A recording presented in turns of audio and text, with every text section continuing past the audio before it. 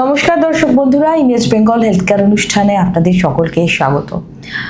আমাদের যে সমস্ত হেলথের উপরে অনুষ্ঠানগুলো হয়, কোনো একজন দর্শক বন্ধু আমাদের প্রশ্ন করেছিলেন যে বাল্কি ইউটেরাস সম্পর্কে একটা বিস্তারিত আলোচনা করতে। তো সেই দর্শক বন্ধুর অনুরোধে এবং আরও কয়েকজন দর্শক বন্ধুর অনুরোধে আজকে আমরা এই বাল্কি ইউটেরাস নিয়ে একটু কথা বলবো। এই বাল্কি ইউটেরাস কি, বাল্কি ইউটেরাস কেন হয়, বাল্কি ইউটেরাস হলে কি কি সমস্যা হতে পারে এবং তার পাশাপাশি আপনার যৌন জীবন কতটা এফেক্টেড হতে পারে এর জন্য এবং এর চিকিৎসা কি, এই সমস্ত বিষয় নিয়ে কথা বলতে আজকে আমি উপস্থিত হয়েছি অ্যাপোলো মাল্টি স্পেশালিটি হসপিটালে এবং আমরা আমাদের মধ্যে পেয়েছি consultant gynae oncologist doctor Subrata দেবনাথকে।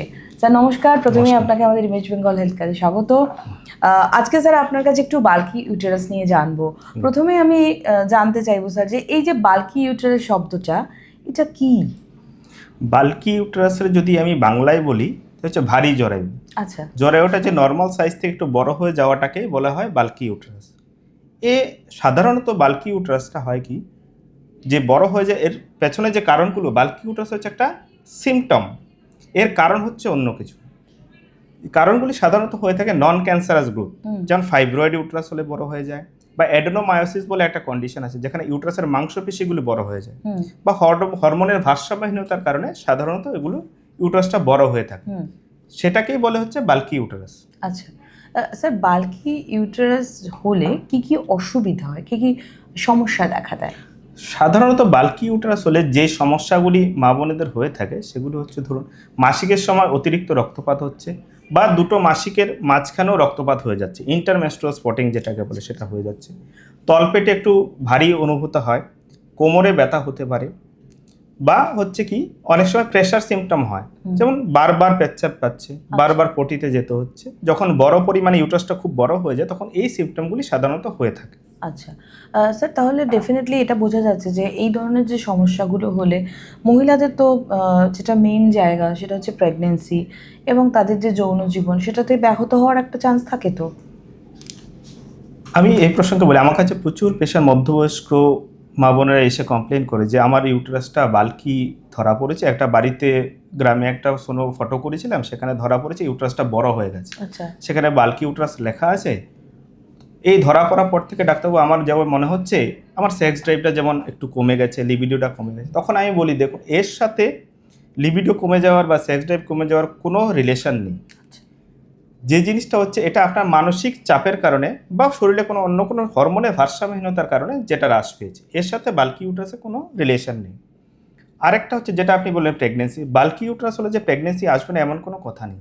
Bulky uterus হলে প্রেগনেন্সি আসতেই পারে, প্রেগনেন্সি আসার যদি অন্য কোনো কারণ থাকে সেটা সেপারেট ইস্যু, কিন্তু bulky uterus S such pregnancy না আসার কোনো কারণ নয়।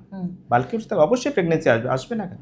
আচ্ছা স্যার, আমাদের যেটা আপেক্ষিকভাবে শুনে মনে হয় যে বাল্কি ইউটেরাস বা ভারী জরায়ু এই সমস্যা নিয়ে যে সমস্ত পেশেন্টরা আসেন তাদের কি পেটটা খুব ফুলে যায়?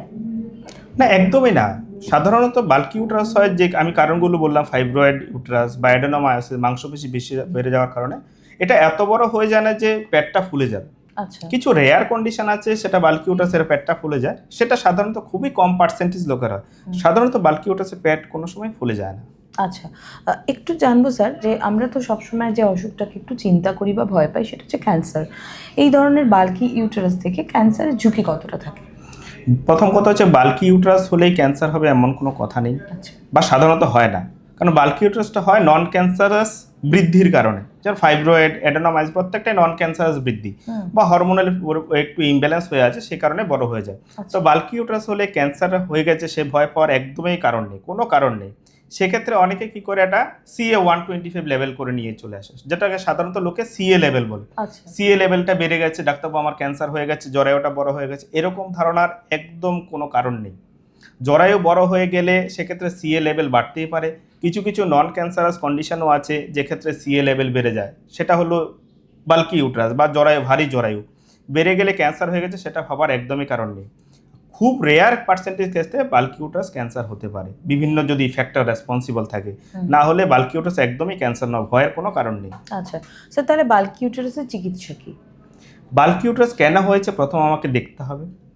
সাধারণত আমরা কি করি, প্রথমে ওকে মেডিসিন দিয়ে চেষ্টা করি, মেডিসিনাল ট্রিটমেন্ট। মেডিসিনের মধ্যে আছে কিছু হরমোন ট্রিটমেন্ট আছে, এগুলি দিয়ে চেষ্টা করি। সাধারণত পেশেন্ট রেসপন্স করে যায়। যদি কিছু ক্ষেত্রে অপারেশনের দরকার হয় তাহলে আমরা ফাইব্রয়েড, যেটাকে মায়োমেক্টমি বলি, ফাইব্রয়েডটাকে রিমুভ করে দিলাম। অ্যাডেনোমায়োমেক্টমি মানে অ্যাডেনোমা, যেটা মাংসপেশিটা যেটা বেড়ে গেছে সেটা কিছুটা বাদ দিয়ে দিলাম। ছোট অপারেশনের মাধ্যমে সেটাকে সাকসেস করা সম্ভব। পুরো জরায়ুটা কেটে বাদ দেওয়ার দরকার হয় না। আচ্ছা, খুব রেয়ার পার্সেন্টেজ ক্ষেত্রে পেশেন্টের জরায়ু কেটে বাদ দেওয়ার দরকার হয়, সাধারণত জরায়ু কেটে বাদ দেওয়ার দরকার হয় না।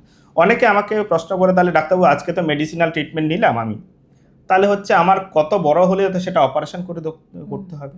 সাধারণত বাল্কি ইউটারাস যখন মেডিকেল ট্রিটমেন্টে রেসপন্স না করে, আমি মেডিসিন দিয়েছি রেসপন্স করছে না, পেশেন্টের প্রচুর পরিমাণে ব্লিডিং হয়ে যাচ্ছে, পেশেন্টের ইউটারাসটা দিন দিন বড় হয়েই যাচ্ছে ফাইব্রয়েডের কারণে বা অ্যাডেনোমায়োসিসের কারণে, ট্রিটমেন্টে পেশেন্টটা রেসপন্স করছে না, পেশেন্টে খুব পরিমাণে প্রেশার সিমটম হচ্ছে, খুব পরিমাণে কনস্টিপেশন হচ্ছে, ব্লাডারের সিমটম হচ্ছে, পেচ্ছাপের অসুবিধা হচ্ছে, সে যখন এক্সট্রিম লেভেলে চলে যায় তখন আমরা সেটাকে বলি যে অপারেশন করে নিতে হবে।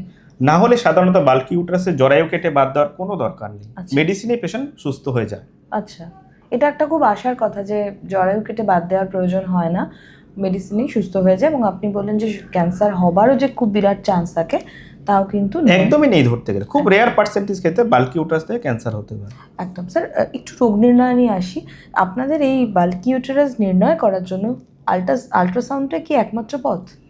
আল্ট্রাসাউন্ডটা আমরা প্রথমে একটা করে দেখি বেসিক ইনভেস্টিগেশন হিসেবে, এর মধ্যে কি আছে কি নেই। আল্ট্রাসোনোগ্রাফি সবসময় একটা বেসিক ইনভেস্টিগেশন, যেটা প্রাথমিক একটা আইডিয়া দেয়।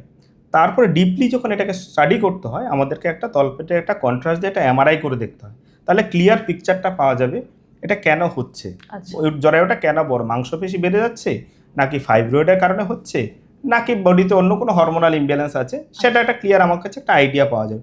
সেই হিসাবে ওকে আমি মেডিসিনাল ট্রিটমেন্ট আমি দিতে পারবো। আচ্ছা আচ্ছা।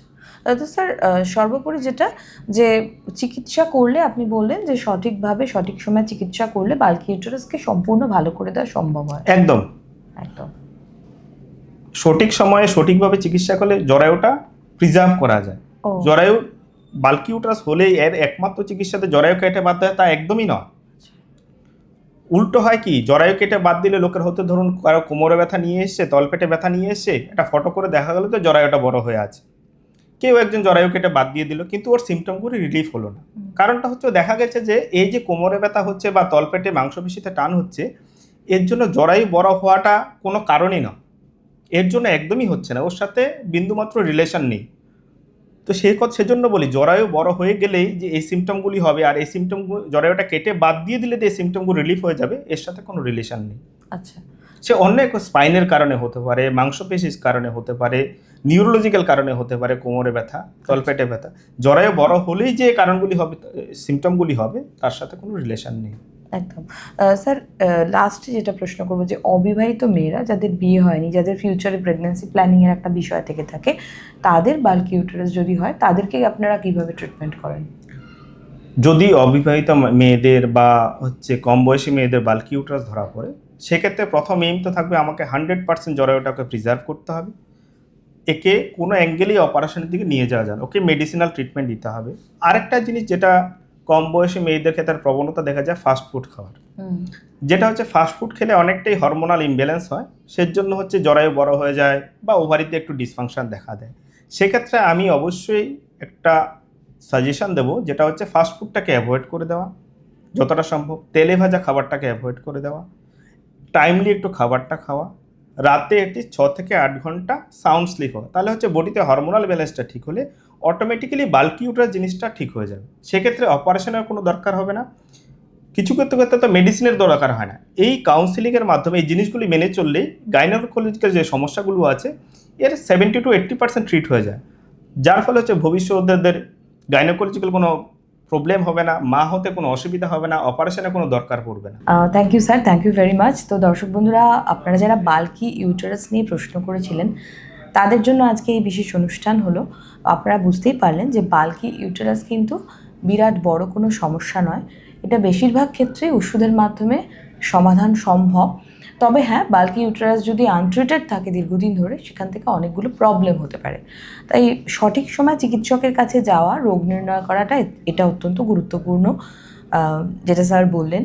তো আশা করি আজকে আপনারা এই অনুষ্ঠান থেকে আপনাদের প্রশ্নের উত্তর পেয়ে গেছেন। স্যারকে ধন্যবাদ জানাচ্ছি আমাদের এই অনুষ্ঠানে আসার জন্য। আপনারা নির্দ্বিধায় যারা যে কোনো গাইনোকোলজিক্যাল প্রবলেম নিয়ে ভুগছেন, হয়তো আপনি বাড়িতেও কারোর সাথে বিষয়টা নিয়ে কথা বলতে পারছেন না, আমাদের সাথে আপনি খোলা মনে কমেন্ট বক্সে এসে লিখে জানান যে কী ধরনের সমস্যা আপনার হচ্ছে। আমরা অবশ্যই চেষ্টা করব আপনার সমস্যা চিকিৎসকের কাছে তুলে ধরে একটা সঠিক উত্তর আপনাকে পৌঁছে দিতে। ভালো থাকুন, সুস্থ থাকুন। আপনাদের সুস্থ থাকার জন্যই কিন্তু আমাদের এই অনুষ্ঠান ইমেজ বেঙ্গল হেলথ কেয়ার। নমস্কার। নমস্কার।